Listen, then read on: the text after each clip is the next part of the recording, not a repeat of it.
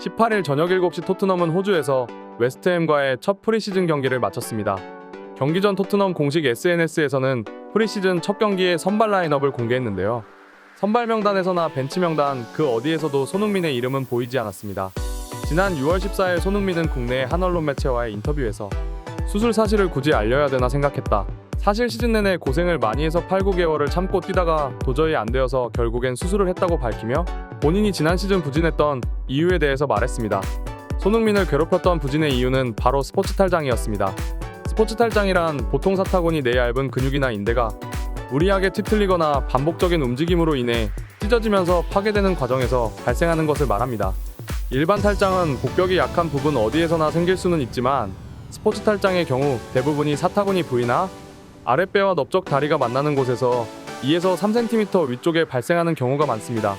그러면서 손흥민은 패스나 턴 동작할 때 코어 쪽에서 다 움직이는데 이쪽이 아프다 보니까 제가 할 수 있는 100%의 60% 정도밖에 할 수 없었다고 털어놨습니다. 즉 프리시즌에서 손흥민이 명단 제외된 이유 중 하나로 추측해볼 수 있는 것은 바로 스포츠 탈장 때문이었다는 건데요. 작년 한 시즌 동안 손흥민은 본인이 가장 좋아하는 좌우 측면이 아닌 주로 중앙에 위치하여 수비적인 부분에 많이 가담하는 모습을 보였었는데 결국엔 평소보다 많은 수비 부담과 공격 시 이어지는 손흥민의 스프린트까지 더해져 과한 활동량이 스포츠 탈장의 문제를 야기시켰다는 겁니다. 프리시즌을 앞둔 호주에서의 구단 인터뷰에서도 손흥민은 지난 시즌 중요했기 때문에 아파서 사라지고 싶지 않았고 계속 경기에 뛰었다. 그래도 이제 한결 가벼워졌다고 밝혔습니다.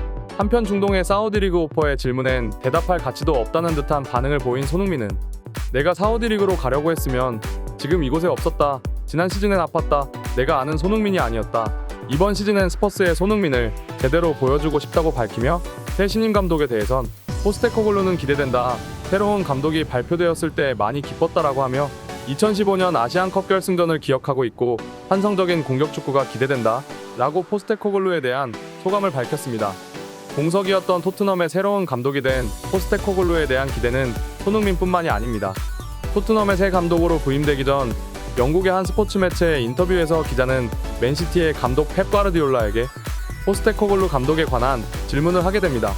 토트넘의 새로운 감독으로 언급되는 안제 포스테글루를 알고 있는가라는 질문에 펩은 잘 알고 있다. 새로운 경쟁자가 또 한 명 늘었다라며 그는 매우 공격적인 감독이며 호주 국가대표팀을 맡았을 때는 물론이고 일본의 요코하마 마리노스, 셀틱 FC를 이끌던 때 모두 우승을 차지한 감독이라며 환상적인 영입이라고 소감을 밝혔습니다.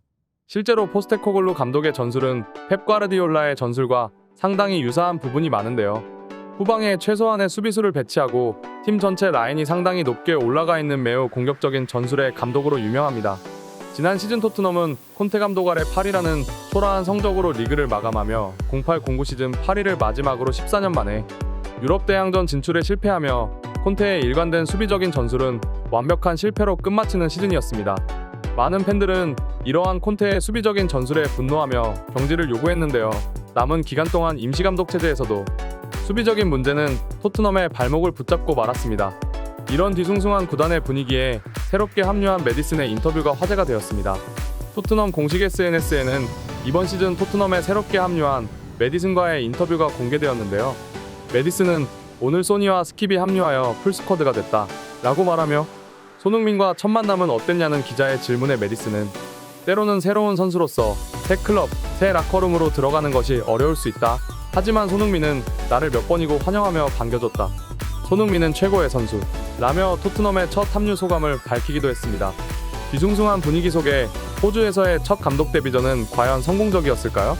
결과는 2대3으로 패배했지만 경기 내용은 상당히 긍정적이었습니다. 토트넘은 작년과 180도 달라진 모습으로 첫 경기에 나섰는데요. 전체적인 라인을 상당히 끌어올린 모습이 낯설기까지 합니다. 이번 시즌 새롭게 영입된 마노르 솔로몬의 직접 슈팅은 손흥민의 모습이 보이기까지 합니다. 그리고 원투 패스를 주고받으며 박스 안으로 들어가 직접 슈팅을 마무리 짓는 비수마의 모습도 보입니다.